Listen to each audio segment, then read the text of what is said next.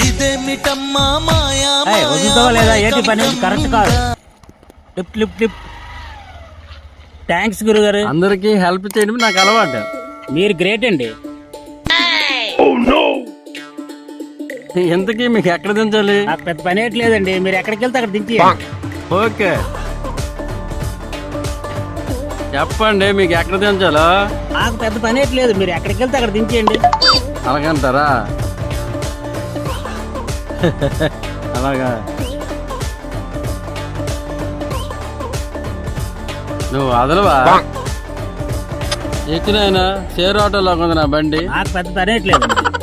నీకు పని లేదు సరే, నా పనే కావాలా? ఏంటి మనవాడికి ఫోన్ చేసావా?